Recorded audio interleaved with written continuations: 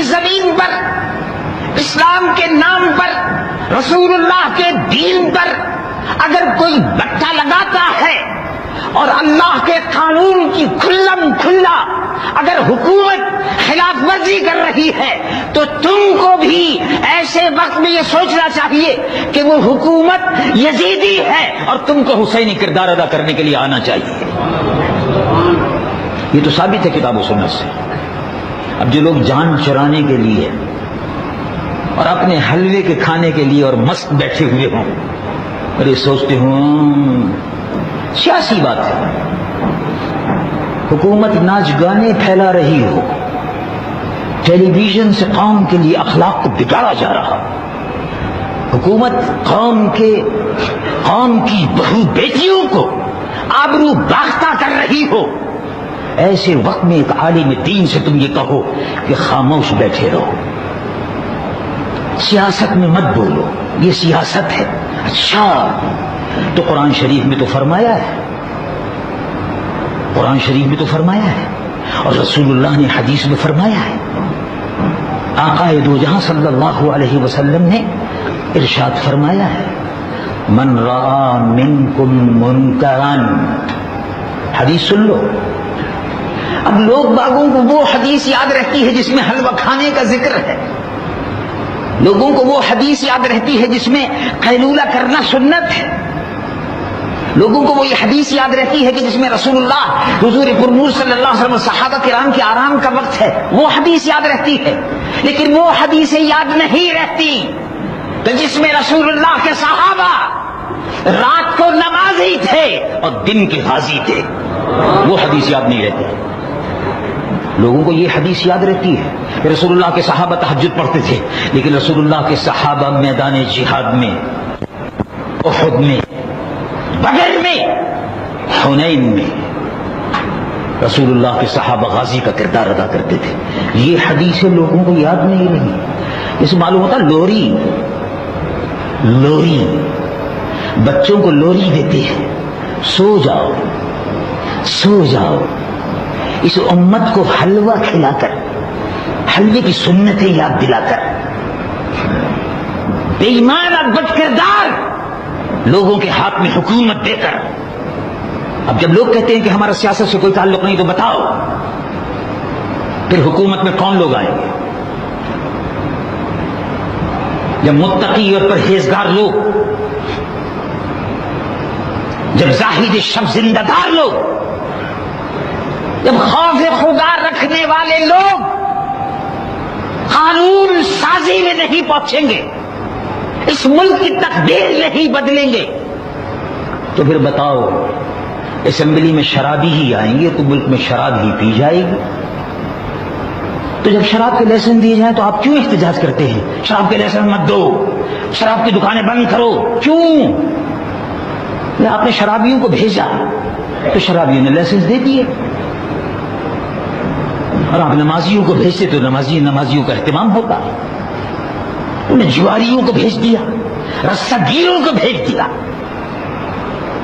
کھلم کھلا رسول اللہ کے دین کی مخالفت کرنے والے ممبران قوم نے اسمبلی کو لٹیروں, چوروں, ڈاکوؤں کو بھیج دیا. اب شکایت کرتے ہو کہ ہو جب بھیجنے کا وقت تھا تو کہتے تھے ہمارا سیاست سے کوئی تعلق نہیں ہے,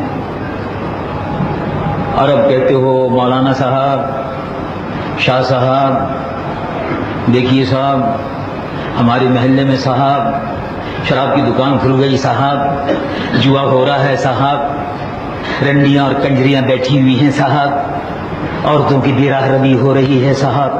تو مولانا صاحب کیا کریں گے؟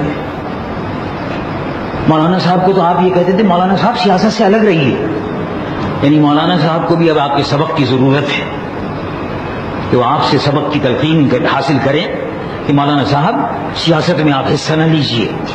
یعنی مولانا صاحب نے جو 12 برس پڑھا ہے اب اس کے بعد مزید پڑھنے کی اب ضرورت ہے ان کو مقتدیوں سے یہ سبق سیکھنے کی کہ سیاست میں حصہ نہ لیجیے.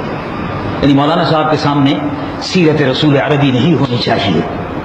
بتاؤ بھائی, رسول اللہ صلی اللہ علیہ وسلم صرف نماز پڑھانے کے لیے تشریف لائے تھے، روزہ رکھنے اور حج کرنے اور زکات دینے کے لیے اگر تشریف لائے تھے تو تم سچے دل سے ایمانداری سے سوچو کہ اگر یہی کام رسول اللہ کو کرنا تھا تو بدر کے میدان میں جنگ کیوں ہوئی تھی؟ ٹھنڈے دل سے سوچو. اور جو جاہل یہ کہتا ہے دین سے بے خبر، رسول اللہ کے دین سے بے خبر، رسول اللہ کی سنتوں سے بے خبر، اس سے پوچھو کہ رسول اللہ صلی اللہ علیہ وسلم میدان جنگ میں، بدر کے میدان میں عریش مبارک پر ساری رات جاگتے رہے یا نہیں تھے؟ عریش مبارک 17 رمضان المبارک، عریش مبارک، حدیث بخاری شریف میں آتا ہے عریش، ایک جھونپڑی، بانس جھونپڑی رسول اللہ کے لیے تیار کر دی گئی تھی بدر کے میدان میں. عریش. ابو بکر صدیق دروازے پر پہرہ دے رہے تھے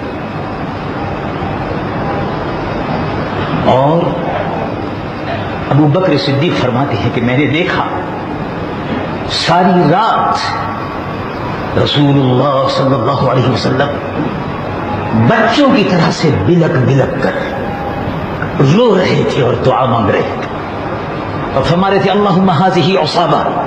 بخاری شریف کے الفاظ ہیں، کلمات ہیں، اللہم ھذہ عصابہ، اے اللہ یہ مختصر سا گروہ ہے 313 مجاہدین کا، اور اگر یہ گروہ ختم ہو گیا تو پھر قیامت تک روئے زمین پر لا الہ الا اللہ محمد رسول اللہ کہنے والا کوئی نہیں ہوگا.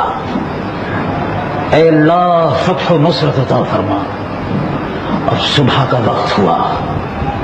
ابو بکر صدیق فرماتے ہیں میں رسول اللہ کو روتا ہوا دیکھ کر خود بھی رو رہا تھا، بچوں کی طرح سے حضور بلک کر رو رہے تھے، مجھ سے برداشت نہیں ہو سکا.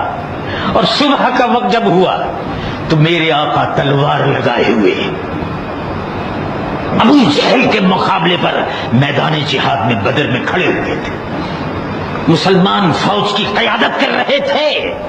جو یہ کہتے ہیں کہ سیاست سنت نہیں ہے، ان جاہلوں سے پوچھو کہ رسول اللہ میدان جہاد میں تلوار لے کر کیوں آئے تھے؟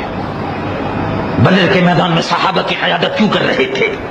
کفر کا تختہ لوٹنے کے لیے، منافقین کا تختہ لوٹنے کے لیے رسول اللہ کس لیے میدان جنگ میں آئے تھے؟ یہ بھی سنت ہے یا نہیں ہے؟ لیکن بہت بھاری سنت ہے، یہ بہت بھاری